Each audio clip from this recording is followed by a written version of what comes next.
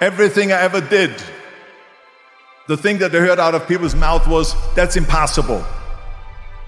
That can't be done. Or no. Imagine, you go from studio executive to studio executive, from agent to agent, from manager to manager, and they all said exactly the same thing. Now that's very encouraging, isn't it? But you know something? I didn't give a shit. Because I believed that I can be a leading man. I believed that I could be another Clint Eastwood, or another Burt Reynolds, or another Warren Beatty, or whatever those characters were, Charles Bronson and so on. I believed that I could be those people. I said, there's enough room on that ladder that I can fit up there. And I looked back again and learned from what I learned in sports. In my case, in bodybuilding. It's all about the hard work that you put in. I said to myself, in bodybuilding, I worked out 5-6 hours a day. I'm going to do the same thing now for acting. So whenever someone said to me, it can't be done, I heard it can be done. When they said no, I heard yes. And when they said it's impossible, I heard it is possible. Because I am a strong believer. Well, I'm going to be the one, I said to myself, I'm going to do it and I'm going to show it to them. Maybe it has never been done before. That's perfectly fine with me.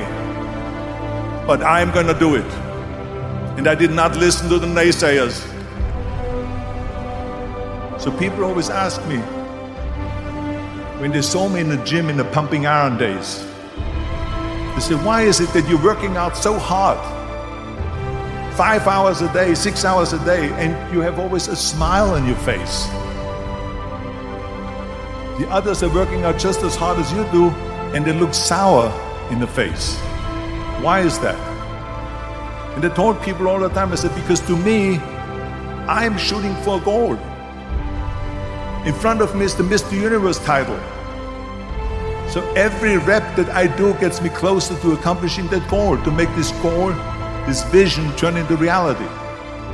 Every single set that I do, every repetition, every weight that I lift will get me a step closer to turn this goal into reality. So I couldn't wait to do another 500-pound squat. I couldn't wait to do another 500-pound bench press. I couldn't wait to do another 2,000 reps of sit-ups. I couldn't wait for the next exercise, for the next half hour of posing and all the kind of things that you have to do. You'll be a champion.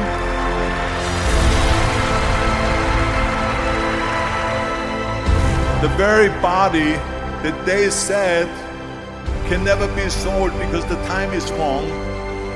A few years later, I'm doing Conan the Barbarian, and it was the #1 hit at the box office when it came out in the summer of '82. Think about that. And the director says, if we wouldn't have had his body, we would have had to build one. I mean, think about it. And at the end, I was just not visualizing just my exercise, but I was really lifting the trophy over my head. That's what I was thinking about. And with the age of 20, I went to London and I won the Mr. Universe contest as the youngest Mr. Universe ever. And it was because I had a goal.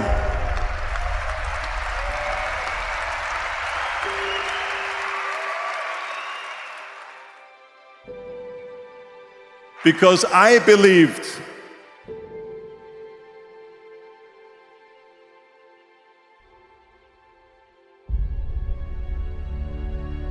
.74% hate their job in America. Now, this is not much different when you come to Europe. The majority of people don't like what they're doing because they're really not doing it because they didn't have a goal and they followed this goal. They just aimlessly drift around, and then all of a sudden there's a job opening, so they get that job because you have to work. But then when you work, it's a chore. It's work. It's not fun. So if you think about, only a quarter of the people really enjoy what they're doing in life.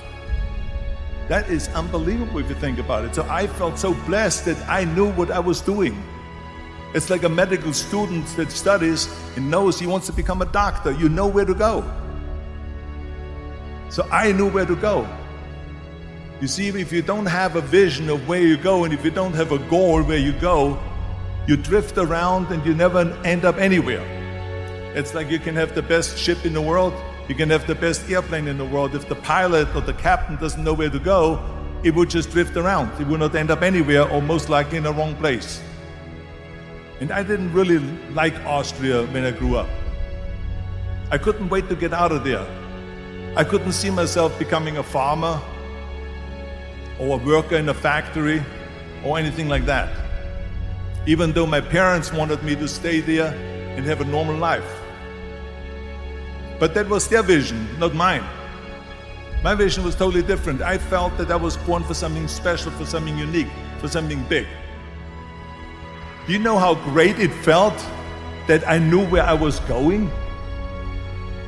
Imagine the majority of people don't know where they're going. I knew where I was going. So it was just a question of how do you do it? I ask a studio executive, I say, I want to get into movies.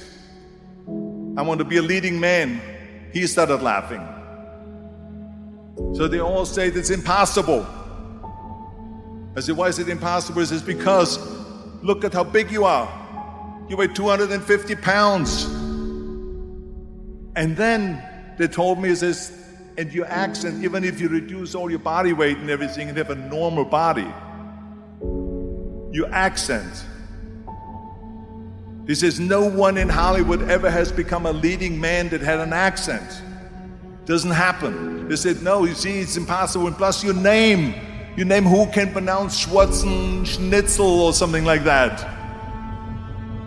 No one can pronounce that, so forget about it, Arnold.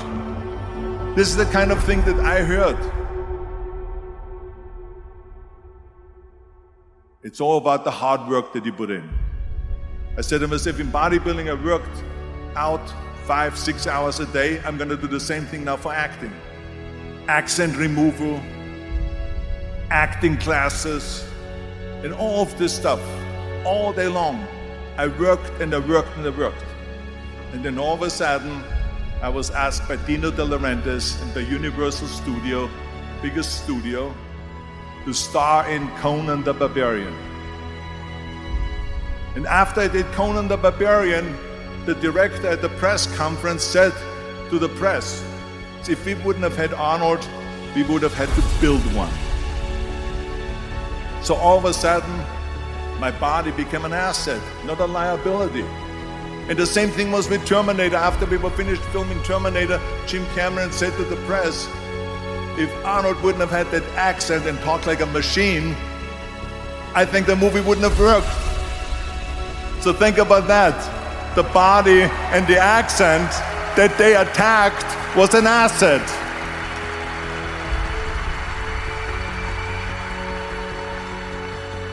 But I didn't listen to those losers. I didn't listen to them at all.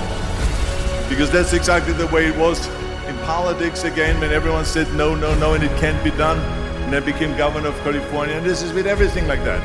This is just the reality of it, is that you cannot listen to the naysayers. So this is a very important lesson for all of you.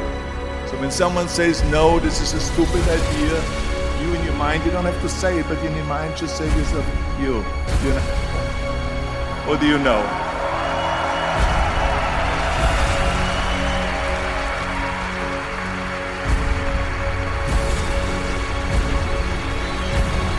If I would have listened to the naysayers, from bodybuilding to show business to politics, I would not be standing here today, talking to you.